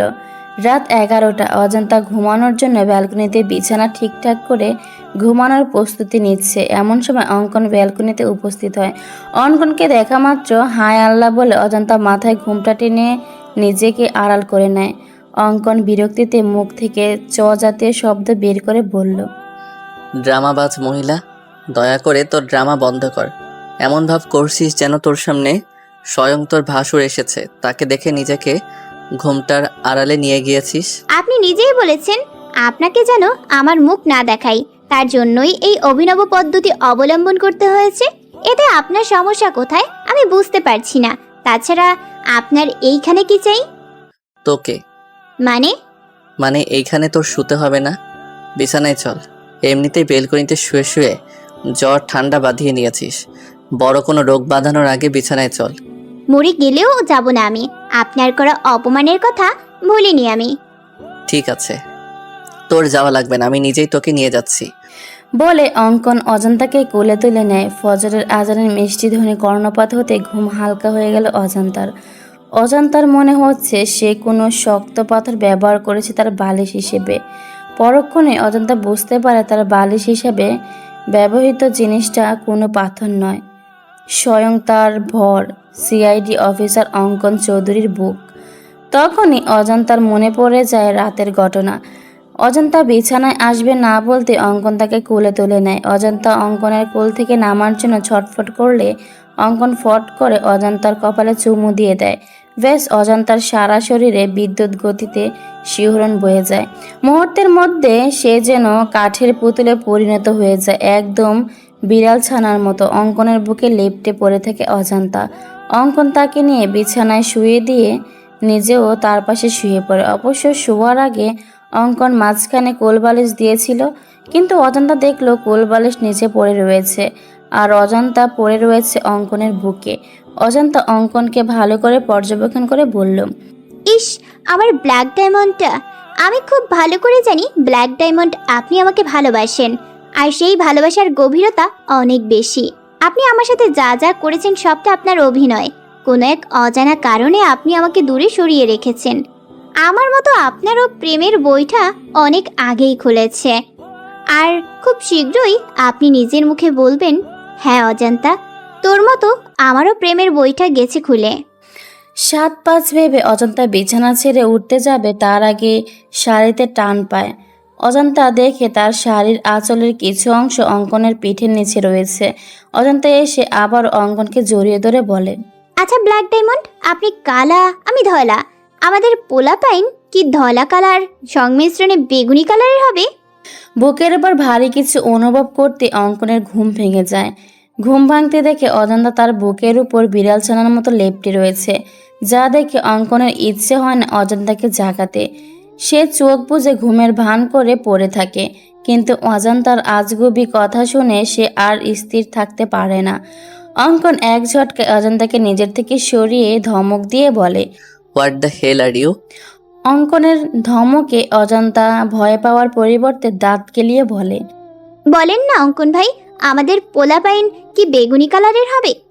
এই জন্যই কথায় বলে, বানরদের বেশি লাই দিতে নেই। বেশি লাই পেয়ে তারা ঠিক এইভাবে মাথায় উঠে নাচতে শুরু করে। অনেক নেচেছিস, এবার নাম আমার বিছানা থেকে। অজন্তা বিছানা থেকে নেমে ওয়াশরুমের দিকে যেতে গিয়ে ফিরে এসে অঙ্কনের 2 গালে 2টা চুমু দিয়ে বলল, আমি কখনো কারো কাছে ঋণী থাকি না। আপনি রাতে আমাকে একটা চুমু দিয়েছিলেন, তাই এখন আমি সুদসহ 2টা ফেরত দিলাম। হিসাব একদম বরাবর। বলে অজন্তা ওয়াশরুমে চলে গেল। অজন্তার যাওয়ার পানে তাকিয়ে অঙ্কন বলল, আমিও দেনাদার হয়ে থাকতে পছন্দ করি। পাওনাদারকে তার পাওনা ঠিক সময়ে পরিশোধ করে দিতে পছন্দ করি। বলে আবারও ঘুমের রাজ্যে পাড়ি জমালো অঙ্কন। অজন্তা ফজরের নামাজ আদায় করে নিচে এসে দেখলো নাতাশা চৌধুরী কিচেনে রান্না করছে। অজন্তা অবাক হয়ে জিজ্ঞেস করলো, এ কি বড় মা, তুমি এত সকাল সকাল কিচেনে? তুমি কেন? তোমার ক্ষুধা লেগেছে? আমাকে বলতে পারতে, আমি নাস্তা তৈরি করে দিতাম। তুমি শুধু শুধু কষ্ট করে এত সকাল সকাল উঠতে গেলে কেন? আমাদের এক জায়গায় যেতে হবে অজন্তা, তার জন্য সকাল সকাল রান্না বসিয়েছি। তোর দাদিমাও যাওয়ার কথা ছিল, কিন্তু ওনার নাকি হুট করে মাথা ব্যথা শুরু হয়েছে, তাই আমি আর তুই যাব। তুই দাঁড়িয়ে না থেকে আমার কাজে হাত লাগা, আবার বিকালের মধ্যে ফিরতে হবে তো। ঠিক আছে বড় মা, বলো কি করতে হবে আমাকে। তুই ছোলার ডালটা ধুয়ে প্রেসার কুকারে দিয়ে দে। আমি লুচির জন্য ময়দা মেখে রাখি। বাবু কিছু দিন থেকে লুচি আর ছোলার ডাল খেতে চেয়েছে, তাই ভাবলাম আজ বাবুর পছন্দের লুচি আর নারকেল দিয়ে ছোলার ডাল করি। ঠিক আছে বড় মা, তাহলে আজকে সকালের নাস্তা একদম জমে ক্ষীর হবে। তোমার হাতে লুচি আর ছোলার ডাল, উফ, এখনই জিভে পানি এসে গেছে। হয়েছে হয়েছে, এত আলু দিতে হবে না। অজান্তার নাতাশা চৌধুরী রান্না করছে এমন সময় সেখানে বেলি উপস্থিত হয়। বেলিকে দেখে নাতাশা অজান্তাকে বলল, তুই এখন যা, রেডি হয়ে নে, রান্না প্রায় হয়ে এসেছে, বাকিটা আমি আর বেলি করে নিচ্ছি। ঠিক আছে বড় মা। মম, সকাল সকাল সাজগোজ করে কোথাও যাচ্ছ নাকি? হ্যাঁ বাবু, তোর বিতি আন্টিকে চিনিস না? হ্যাঁ, কি হয়েছে বিথি আন্টির? ও নাকি 2 দিন আগে সিঁড়ি থেকে পড়ে গিয়ে মাথায় পায়ে বাজেভাবে আঘাত পেয়েছে, হাসপাতালে ছিল। এখন নাকি একটু সুস্থ, তাই বাড়ি থেকে রেখে ট্রিটমেন্ট করা হচ্ছে। ঠিক আছে, যাও তাহলে, দেখে আসো তোমার বান্ধবীকে। বলছিলাম কি বাবু, তুই কি গাড়ি করে যাবি? না মম, গ্রামে ছোট ছোট রাস্তা, গাড়ি যায় না, বাইকে করে যাব। কেন, কি হয়েছে মম? তোর ড্যাড গাড়ি নিয়ে বেরিয়েছে, এখন আমরা কিভাবে যাব বুঝতে পারছি না। এক কাজ করো মম, বাসে করে চলে যাও। আমিও বাসে করে যাব ভাবছিলাম, কিন্তু অজন্তা তো বাসে জার্নি করতে পারে না। মেয়েটা মাথা ঘুরায় বমি পায়, ওর জন্যই তো, না হলে আমার কোনো সমস্যা ছিল না। অজান্তাও যাবে? বলতে অঙ্কনের চোখ যায় সিঁড়ি বেয়ে নেমে আসা নববধূর দিকে। ফর্সা গায়ে কালো জামদানি শাড়িটা একদম ফুটে উঠেছে, কোমর পর্যন্ত কোকড়ানো চুলগুলো যেন সমুদ্রের ঢেউ খেলে যাচ্ছে। মুখে নেই কোনো ভারী মেকআপ। মেয়েদের চোখে কাজল দিলে মায়াবী লাগে, কিন্তু এই মেয়ে কখনো কাজল পরে না। চোখে আইলানা আর ঠোঁটে সামান্য একটু লিপস্টিক, ব্যাস, এতেই যেন তার সাজ পরিপূর্ণ হয়ে উঠেছে। অঙ্কনের কাছে মনে হচ্ছে সিঁড়ি দিয়ে ফুটন্ত কোনো গোলাপ নেমে আসছে। অঙ্কন অজন্তার দিকে তাকিয়ে হুট করে বলে উঠল, মম, তোমরা বরং আমার বাইকে চলো, আমি তোমাদের ড্রপ করে দিব। অজন্তা এগিয়ে এসে বলল। আমি আপনার সাথে যাব না ব্ল্যাক ডায়মন্ড। অঙ্কন তেড়ে এসে বলল, বেশি পাকনামি করলে একদম গুলি করে মাথার খুলি উড়িয়ে দিব। আমি বাইরে ওয়েট করছি, তাড়াতাড়ি মমকে নিয়ে আয়। অঙ্কন যাওয়ার পানে চেয়ে অজন্তা ব্যঙ্গ করে বলল, একদম গুলি করে খুলি উড়িয়ে দিব। আশিস গুলি করে খুলি উড়িয়ে দিতে, তোরও লুঙ্গি পরা ছবি ভাইরাল করে দিব। বিথি খন্দকার, পেশায় একজন শিক্ষিকা। তার প্রথম স্বামী অ্যাক্সিডেন্ট করে মারা যাওয়ার পর পারিবারিকভাবে রেদওয়ান নামের একজন বিশিষ্ট শিল্পপতির সাথে বিয়ে হয়। রেদওয়ানের প্রথম স্ত্রীর একজন মেয়ে রয়েছে, যে একদম দু চোখে বিথিকে সহ্য করতে পারে না। 2 দিন আগে বিথি কলেজে যাওয়ার জন্য তাড়াতাড়ি করে সিঁড়ি বেয়ে নামছিল। হঠাৎ করে কোনো পিচ্ছিল জাতীয় কিছুর উপর স্লিপ করে সে পড়ে যায়, যার কারণে মাথায় পায়ে আঘাত পায়। বিথির ধারণা কেউ ইচ্ছাকৃতভাবে তাকে আঘাত করার জন্য এই কাজ করেছে। যদিও সে জানে এই কাজ কে করেছে, তবুও কিছু না বলে মুখ বুজে সবটা সহ্য করে নিয়েছে। বিথি এখন একটু সুস্থ, যার কারণে বাসায় নিয়ে আসা হয়েছে। তুলি নামের এক নার্সকে রাখা হয়েছে তার দেখভালের জন্য। তুলি তাকে মেডিসিন দিচ্ছে। এমন সময় কলিং বেল বেজে ওঠে। কলিং বেলের আওয়াজ শুনে বিথি বলল, নিশ্চয়ই কাজের মেয়ে এসেছে। বিথি উঠতে গেলে তুলি বলল, আরে আরে ম্যাম, আপনি উঠছেন কেন? এখনো পরিপূর্ণভাবে সুস্থ নন আপনি। আপনি শুয়ে থাকুন, আমি গিয়ে দেখছি কে এসেছে। তোমাকে রাখা হয়েছে আমার দেখভালের জন্য, তুমি বাসার কাজ করবে, এটা কেমন দেখায়? দেখুন ম্যাম, মানুষ মানুষের জন্য। আমি এইটুকু আপনার জন্য না করতে পারি তাহলে কেমন মানুষ আমি? ঠিক আছে, তাহলে এই খাবারটা নিয়ে যাও, আমি আর খেতে পারছি না। তুমি বরং খাবারটা বাড়ির ডাস্টবিনে ফেলে দাও, না হলে রেদওয়ান এসে বকাঝকা করবে। কেন খাবার না খেয়ে রেখে দিয়েছি এই জন্যে। ঠিক আছে ম্যাম। তুলি এক হাতে খাবারের প্লেট নিয়ে অন্য হাতে দরজা খুলে নাতাশা চৌধুরীকে দেখা মাত্রই চমকে ওঠে, যার ফলে তার হাতে রাখা খাবারের প্লেট নিচে পড়ে যায়। নাতাশা চৌধুরী অবাক হয়ে জিজ্ঞেস করলো, এ কি মেয়েটি, কি হলো তোমার? আমাকে দেখে এইভাবে চমকে উঠলে কেন? চিনো আমাকে? তুলি তৎক্ষণাৎ নাতাশা চৌধুরীর পা জড়িয়ে ধরে বলল, আমাকে আপনি ক্ষমা করে দিন ম্যাম। আমি আপনার সাথে অনেক বড় অন্যায় করেছি, কিন্তু কথায় আছে না, পাপ কখনো পাপকেও ছাড়ে না। আমার ক্ষেত্রেও সেরকম হয়েছে। কখন যে আমার করা ক্ষুদ্র ক্ষুদ্র অন্যায়গুলো ধীরে ধীরে পাহাড় সমতুল্য হয়ে গিয়েছিল আমি টেরও পাইনি। আমার করা পাপের ফল আমার সন্তানের ভোগ করতে হয়েছে। এক মায়ের মুখের হাসি ফোটাতে গিয়ে অন্য মায়ের মুখের হাসি কেড়ে নেওয়ার জন্য সৃষ্টিকর্তা আমার নিজের মুখের হাসি কেড়ে নিয়েছে। জানি আমার অপরাধের কোনো ক্ষমা হবে না, তবুও ম্যাম পারলে আমাকে ক্ষমা করে দিবেন। এতগুলো বছর আমি শান্তিতে ঘুমাতে পারিনি। আমার করা অন্যায় আমাকে ঘুমাতে দেয়নি, প্রতিনিয়ত আমাকে কুরে কুরে খাচ্ছিল। অবশেষে আজ আপনার দেখা পেলাম, প্লিজ আমাকে ক্ষমা করবেন ম্যাম। নাতাশা চৌধুরী পা ছাড়িয়ে বললেন, আরে আরে কি করছো কি তুমি? কি আবল তাবল বকছো? তাছাড়া আমি তোমাকে চিনিও না। তোমার হয়তো কোথাও ভুল হচ্ছে। আমার জানা মতে তুমি আমার কোনো ক্ষতি করোনি, হয়তো অন্য কারোর সাথে আমাকে গুলিয়ে ফেলেছো। আমি সেই পাপী যে কিনা একজন মায়ের থেকে তার সন্তান কেড়ে নিয়েছিল। হ্যাঁ, আমি আপনার মেয়েকে আপনার থেকে কেড়ে নিয়েছিলাম। তার মানে আমি ঠিক ছিলাম, আমি সেদিন মৃত সন্তান জন্ম দিইনি। হ্যাঁ ম্যাম, 5 বছর আগে আমার কাছে নিঃসন্তান ছিল। শুধুমাত্র একটা সন্তানের জন্য প্রতিনিয়ত শ্বশুরবাড়ির সবার কাছে নির্যাতনের শিকার হতো। এমনকি ওর স্বামী ওকে ডিভোর্স দিতে চেয়েছিল। একদিন হসপিটালে এসে ও আমার হাত জোর করে বলে ওকে যেন আমি একটা বাচ্চা চুরি করে দেই, এতে যদি কোনোভাবে ওর সংসারটা টিকে যায়। আমি প্রথমে রাজি হইনি, পরে ও আমাকে নানাভাবে ইমোশনাল ব্ল্যাকমেল করে। এক পর্যায়ে আমি রাজি হয়ে যাই। আমার টার্গেট ছিল কোনো বড় লোকের সন্তান চুরি করা। আমার কাজিনকে কথা দেওয়ার 2 দিন পর আপনি হসপিটালে অ্যাডমিট হন। খোঁজ নিয়ে জানতে পারি আপনারা অনেক বড় লোক, কিন্তু আপনিও 8 বছর নিঃসন্তান থাকার পরে একটা বাচ্চার মুখ দেখতে যাচ্ছেন। যখন এটা জানতে পারলাম তখন আমার সিদ্ধান্ত থেকে আমি সরে আসি। কিন্তু বিপত্তি ঘটে আপনার মেয়ে হওয়ার পর। ডক্টর যখন সমস্ত ফর্মালিটি পূরণ করে চলে যায়, তখন আমি আর মীরা একজন নার্স থাকি এখানে। কিছুক্ষণ পরে একজন ওয়ার্ড বয় এসে জানান মীরাকে নাকি কেউ ডাকছে। মীরা যাওয়ার পর কোথা থেকে একজন মহিলা এসে আমাকে বলে আমি যেন আপনার মেয়েকে সরিয়ে তার জায়গায় কোনো মৃত সন্তান রাখি। ব্যাস এইটুকু কাজের জন্য সে আমাকে 50,000 টাকা দিতে চায়। টাকা দেখে আমার মধ্যে লোভ সত্তা জাগ্রত হয়। একদিকে কাজিনের মুখের হাসি, অন্যদিকে 50,000 টাকা।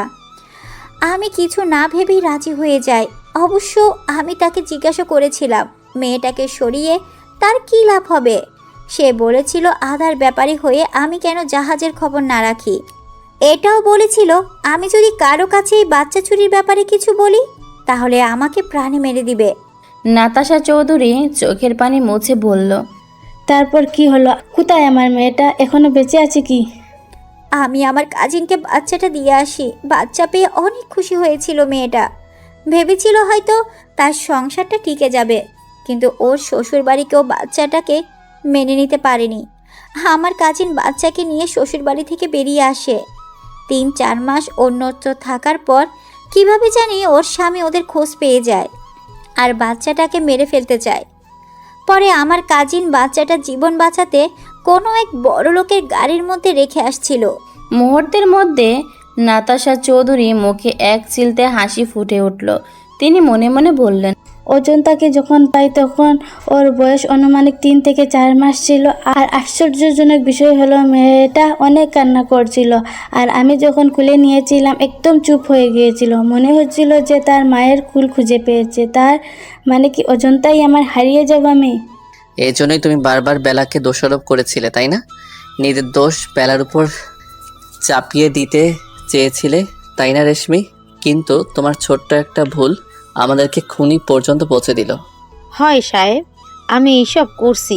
আমার পোলাডার বড় অসুখ হয়েছে, চিকিৎসার জন্য মেলা টাকা প্রয়োজন। কত মানুষের কাছে হাত পাতেছি, কেউ সাহায্য করে নাই। আর মানুষ সব সময় মানুষের দুর্বলতা খুঁজে, দুর্বলতার সুযোগ নিয়ে সুযোগের সদ্ব্যবহার করে, যেমনটা আমার সাথে করেছে। আমি যখন টাহার জন্য হন্যে হয়ে রাস্তায় রাস্তায় বেড়াচ্ছিলাম তখন এক বেড়া আমারে কইল আমার পোলার অসুখ সারার সমস্ত খরচ সে বহন করবে, বিনিময়ে আমার বেলারে জঙ্গলে নিয়ে যেতে হবে। আপনি নিজেই কন সাহেব, কোন মা চায় তার কলিজার টুকরোকে চোখের সামনে মরতে দেখতে?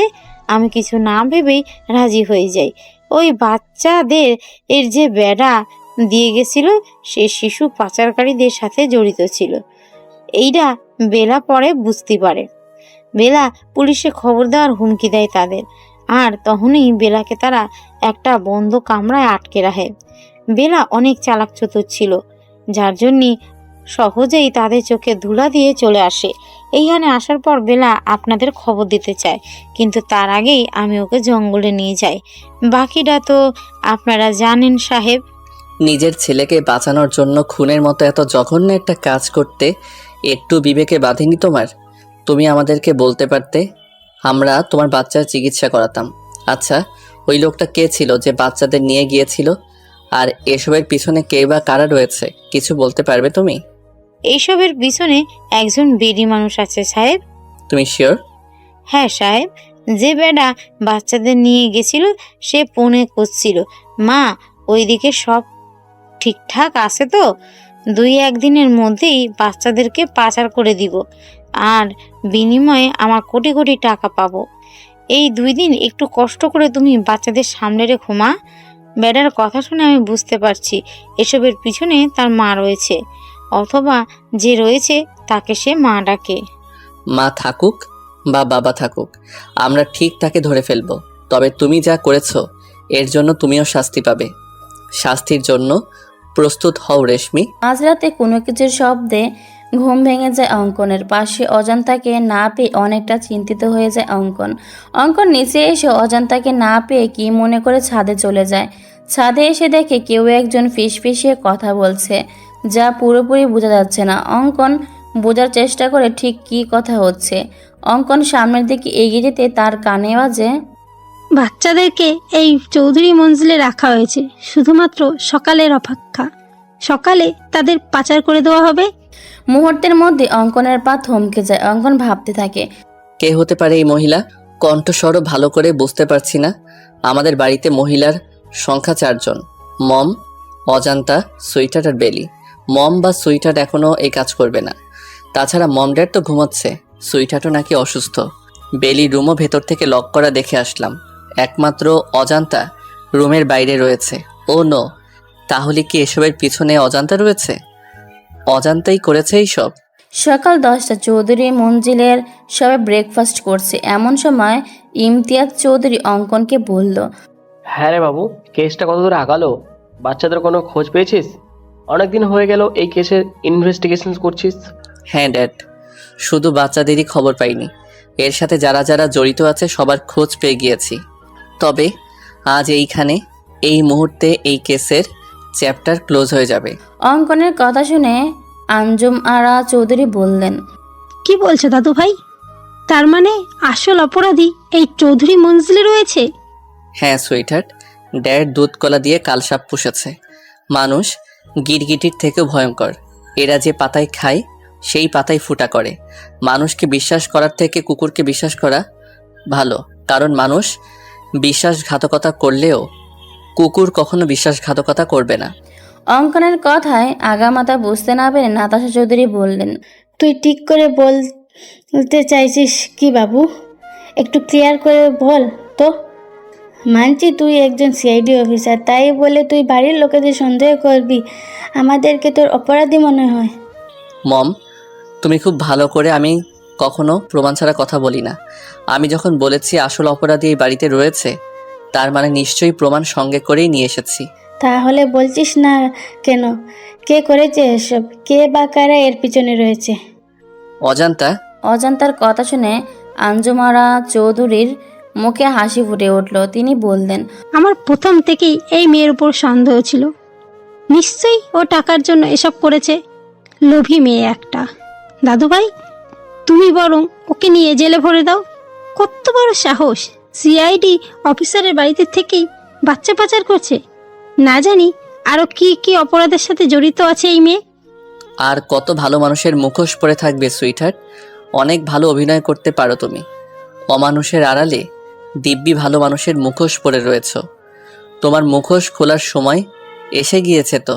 এখন ভালোই ভালোই তুমি নিজে মুখে সবটা স্বীকার করবে, নাকি আমি নিজেই? অঙ্কনের বাকি কথা শেষ হওয়ার আগে আঞ্জুমারা চৌধুরী তোতলাতে তোতলাতে বলল, এসব তুমি কি বলছো দাদু ভাই? আমি এসব করেছি মানে?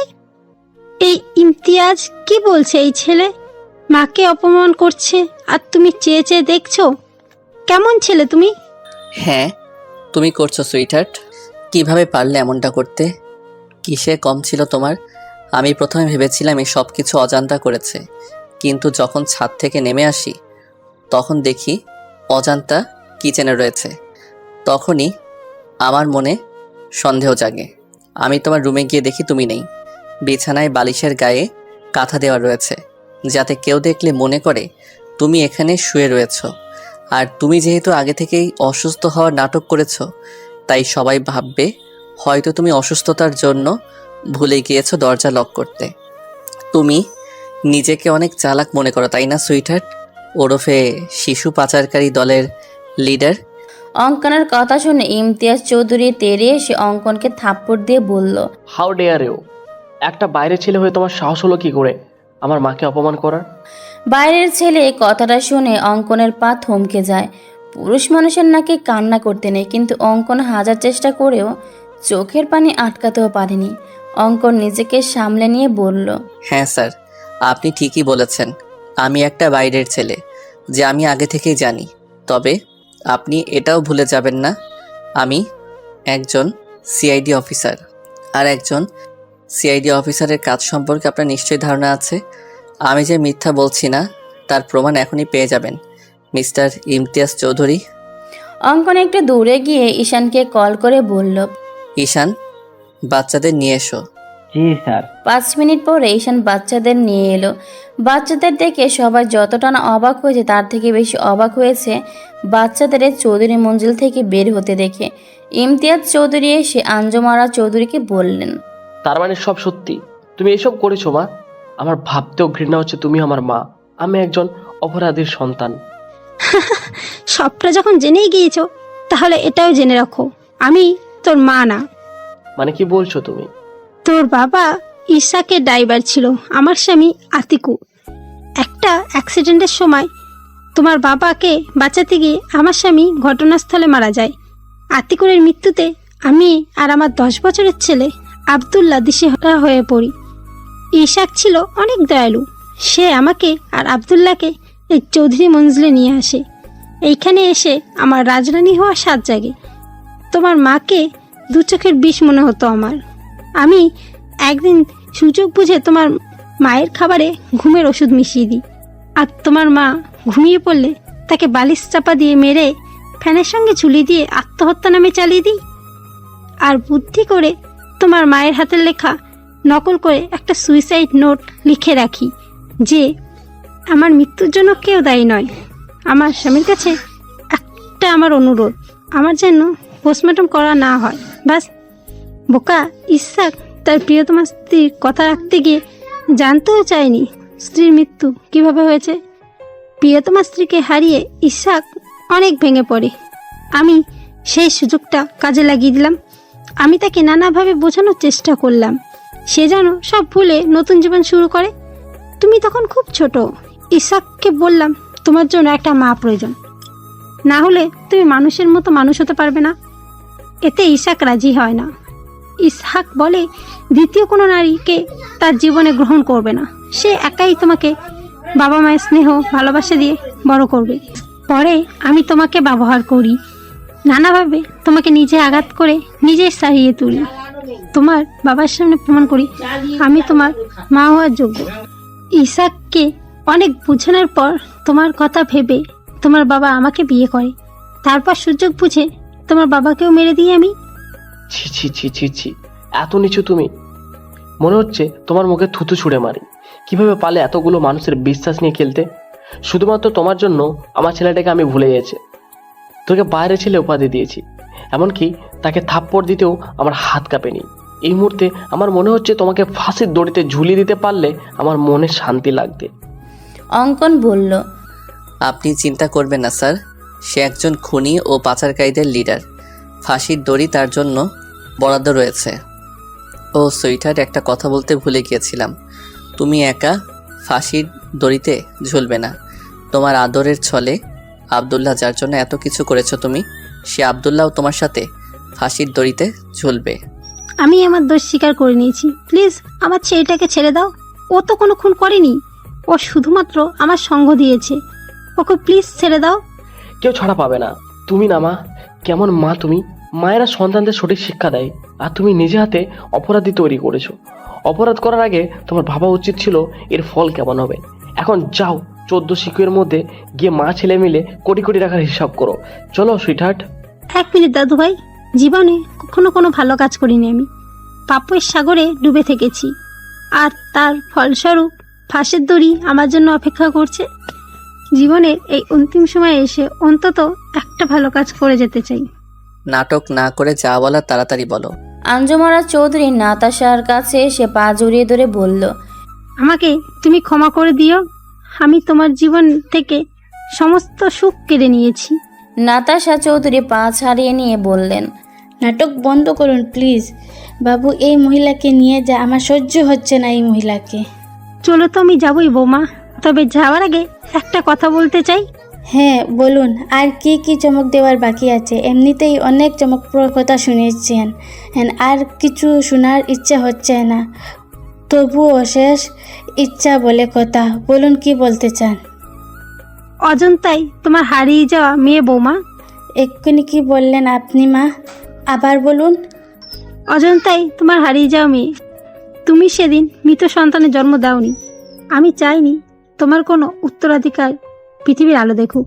তাই তো সেদিন তুলিকে দিয়ে তোমার মেয়েকে সরিয়ে তার জায়গায় মৃত ছেলে রেখে দিই। কিন্তু তুলির কাজিনটা এত গাধা, তা আর কোথাও ওকে রাখার জায়গা পায়নি। মরতে মরতে এই চৌধুরী মঞ্জিলে রেখে যায়। আর তুমিও অন্যের সন্তান মনে করে নিজের সন্তানকে কোলে পিঠে করে বড় করো। যাই হোক, অনেক ক্ষতি করেছে তোমাদের। এখন তো আর আমি থাকছি না। আই হোপ তোমরা সুখে শান্তিতে বসবাস করতে পারবে। নাতাশা চৌধুরী এসে অজান্তাকে জড়িয়ে ধরে চোখে মুখে অজস্র চুমু দিয়ে বলল, তার মানে আমার ধারণা সঠিক ছিল। একজন মা কখনো তার সন্তানকে চিনতে ভুল করে না। তুই অজন্তা নস মা, তোরও পরিচয় আছে। তুই এই চৌধুরী মঞ্চলের একমাত্র রাজকন্যা। তুই আমার আর ইমতিয়াজের মেয়ে। বলে অজান্তাকে বুকের সাথে মিশিয়ে নিলেন নাতাশা চৌধুরী। এই জন্যই আমি তোমার গায়ে মায়ের গন্ধ পেতাম, তোমার প্রতি টান অনুভব করতাম। তুমি আমার মাথায় হাত বুলিয়ে দিলে আমার সারা দিনের ক্লান্তি দূর হয়ে যেত, কারণ তুমি যে আমার মা, আমার শান্তির জায়গা। ইমতিয়াজ চৌধুরী এসে বলল, জানিস মা, আমি তোকে দেখে সবসময় আফসোস করতাম এই ভেবে যে তুই আমার নিজের মেয়ে হলি না কেন। আজ যখন জানতে পারলাম তুই আমার নিজের মেয়ে, তখন মনে হয়ে এলো পৃথিবীর সমস্ত সুখ আমার হাতের মুঠোয় চলে এসেছে। কিন্তু একটা বিষয় আমাকে কুড়ে কুড়ে খাচ্ছে। আমি বুঝতে পারছি না বাবুর সামনে কিভাবে দাঁড়াবো। ওকে যে অনেক কষ্ট দিয়েছি। অঙ্কন এসে ইমতিয়াজের হাত ধরে বলল, সমস্যা নেই শ্বশুর মশাই, আমরাই তো। কিন্তু এখন তো আমি এই বাড়ির ঘর জামাই হয়ে গেলাম, তাহলে আপনাদের কি বলে সম্বোধন করব? শ্বশুর আব্বা আর শাশুড়ি আম্মা? নাতাশা চৌধুরী এসে অঙ্কনের কান মলে দিয়ে বললেন, এক মুহূর্তের মধ্যে ফট করে দিলি আমাদের। জাস্ট কিডিং মম। দেখ বাবু, যা হওয়ার হয়েছে। আমি চাই তোরা নতুন করে তোদের জীবন শুরু কর। এবার দেখিস আমরা সবাই খুব সুখে শান্তিতে থাকবো। ফুলে সজ্জিত বিছানায় এক হাতে ঘুমটা টেনে বসে রয়েছে অজান্তা। এই তো কয়েক মাস আগে এরকমই ফুলে সজ্জিত বিছানা থেকে তাকে টেনে নামিয়ে দেওয়া হয়েছিল। হাজারো অপমান করা হয়েছিল, কিন্তু সে অপমানের পেছনে লুকিয়েছিল হাজারো রহস্য, অপ্রকাশিত ভালোবাসা। অজান্তার পুরনো কথা মনে করে চোখ থেকে পানি গড়িয়ে পড়ল। অজান্তার চোখের পানি মুছে দেখে অঙ্কন এসেছে। অঙ্কন এসে বলল, আমি তো এই বাড়ির ঘর জামাই হয়ে গিয়েছি রে অজন্তা। এখন সব কিছু তোর রাজত্বে চলে গেছে। তোর ঘর, তোর বিছানা, তোর বর, এখন তোর যা ইচ্ছা কর, আমি কিছুই বলবো না। ড্রামা শুধু আমি করতে পারি না, আপনিও খুব ভালো ড্রামা করতে পারেন অঙ্কন ভাই। ভেতরে ভেতরে জ্বলে পুড়ে ছারখার হয়ে যাচ্ছেন, অথচ সবার সামনে কত হাসি মুখে রয়েছেন। খুব কষ্ট পেয়েছেন আপনার সত্যিটা জানার পরে, তাই না অঙ্কন ভাই? আমি স্পষ্ট লক্ষ্য করেছিলাম যখন বাবা আপনাকে বাইরের ছেলে বলে ছিল, আপনার চোখে পানি মুছতে। এতে কষ্ট পাওয়ার কি আছে অজান্তা? আমি আগে থেকেই জানতাম আমি এই পরিবারের কেউ না। কিন্তু কিভাবে? আমার ডিএনএ টেস্ট করিয়েছিলাম, কিন্তু মম বা ড্যাড কারোর সাথে ম্যাচ করেনি। সেদিন থেকে আমি শিওর ছিলাম আমি তাদের সন্তান না। কিন্তু আমি জানতাম না আমার আসল পরিচয় কি, আমার আসল বাবা মা কে। প্রথম যেদিন আমি কুসুমপুর এতিমখানায় যাই, সেদিন আমার আসল পরিচয় জানতে পারি। রহমত দাদু অনেক দিন ধরে এতিমখানায় রয়েছে। তিনি আমাকে দেখে আমার পরিচয় জানতে চান। আমি সব কিছু বলার পর তিনি বললেন, তুমি তাহলে সেই অঙ্কন? কত বড় হয়ে গেছো। এতটুকু একটা বাচ্চা ছেলে দেখেছিলাম, আর আজ সে একজন নামকরা সিআইডি অফিসার। ব্যাস, দাদুর কথা শুনে আমার সন্দেহ বেড়ে যায়। আমি আমার নিজের ইনভেস্টিগেশনের কাজে লেগে পড়ি। খোঁজ নিয়ে জানতে পারি আমার মা জমিদার বংশের মেয়ে ছিল। তাদের বংশে প্রেম করা বা প্রেম করে বিয়ে করা নিষিদ্ধ ছিল, কিন্তু একবার কারো যদি প্রেমের বইটা খুলে যায় তাহলে প্রেম সাগরে ডুবে মরা ছাড়া আর কোনো উপায় থাকে না। ঠিক তেমনই হয়েছিল আমার মায়ের সাথে। নানু ভাই মায়ের বিয়ে ঠিক করে এলাকার চেয়ারম্যানের ছেলের সাথে। মা বিয়ের আসর থেকে পালিয়ে বাবাকে বিয়ে করে। এতে নানু ভাই আম্মুকে ত্যায্য করে দেয়। বিয়ের পর ভুলেও একটাবারের জন্য হলেও কোনো খোঁজ করেনি মায়ের। আমার বাবা একজন সেনা সদস্য ছিলেন। আমার জন্মের কয়েক বছর পরে একটা অ্যাক্সিডেন্টে আমার বাবা মা মারা যায়, কিন্তু সেটা আদৌ অ্যাক্সিডেন্ট না খুন ছিল জানা যায়নি। এমনকি আমার চাচারা আমার বাবা মায়ের মৃত্যুর খবর কেউ আমার নানু বাড়িতে জানায়নি। বাবা মায়ের মৃত্যুর পর চাচারা আমাদের সব সম্পত্তি হাতিয়ে নিয়ে আমাকে এতিমখানায় রেখে আসে। তারপর মম ড্যাড আমাকে এই চৌধুরী মঞ্জিলে নিয়ে আসে। অবশ্য তারা আমাকে দত্তক নিতে চেয়েছিল, কিন্তু সুইটহার্ট নিতে দেয়নি। সুইটহার্ট চাইনি চৌধুরী মঞ্জিলে কোনো উত্তরাধিকার আসুক। সে চেয়েছিল সমস্ত সম্পত্তির মালিক হবে তার ছেলে আব্দুল্লাহ। এই জন্যই সুইটহার্ট তোকেও নার্সকে টাকা দিয়ে সরিয়ে দেয়। ব্যাস, না থাকলো বাস আর না বাজলো বাসি। মোটামুটি সব প্রশ্নের উত্তর পেয়ে গেছি, শুধুমাত্র একটা প্রশ্নের উত্তর ছাড়া। কি প্রশ্ন শুনি? এই বাড়ির ঘর জামাই সদা প্রস্তুত আছে তার বউয়ের প্রশ্নের উত্তর দিতে। এখন ঝটপট প্রশ্ন কর দেখি। আমাকে ভালোবাসেন? হ্যাঁ, আমার জীবনের থেকেও বেশি। তাই তো দূরে দূরে রেখেছিলাম তোকে। যেদিন আমি বিডিতে ফিরে প্রথম তোকে দেখি সেদিনই আমার প্রেমের বইটা খুলে যায়। আস্তে আস্তে প্রেম সাগরে ডুবে যেতে থাকি আমি। কিন্তু আমার এই অনিশ্চিত জীবনের সাথে তোকে জড়াতে চাইনি। ভালোই যখন বাসেন তাহলে চুক্তিতে বিয়ে করলেন কেন? সুইটহার্টের কথায়। তবে সেই কন্ট্রাক্ট পেপার ছিল নকল, আর আসল পেপার আমার কাছে রয়েছে, যাতে আমি বা তুই আমরা দুজনের একজনও সাইন করিনি। তাই আমাদের কন্ট্রাক্ট ম্যারেজ হয়নি। দেখ অজান্তা, অনেক হয়েছে পুরনো কথা। আমি আর পুরনো কথা মনে করতে চাই না। প্রথমবার বাসরাত হেলায় অবহেলায় কাটিয়েছি, তাই আমি চাচ্ছি না এইবারও এমনটা হোক। আমি চাই আমাদের এই রাতটা চিরস্মরণীয় হয়ে থাকুক। আজ থেকে নতুন জীবনের সূচনা হলো আমাদের একসাথে পথ চলা শুরু হলো। বিশ্বাস কর, অনেক ভালোবাসবো তোকে, আদরে আদরে ভরিয়ে দিব। আমি বেঁচে থাকতে তোর চোখে কখনো পানি আসতে দিব না। অজান্তে সে অঙ্কনকে জড়িয়ে ধরে বলল, I love you more than my life. অঙ্কনও অজান্তাকে জড়িয়ে ধরে কপালে চুমু দিয়ে বলল, আমার প্রেমের তরি বয়ে চলে, প্রেমের বইটা ধরে যারে নাইয়া যেদিক খুশি। পীড়িতের পাল তুলে বড্ড প্রেম পাগল হয়েছি আমি, বুঝিনি গো কখন আমার প্রেমের বইটা গেছে খুলে।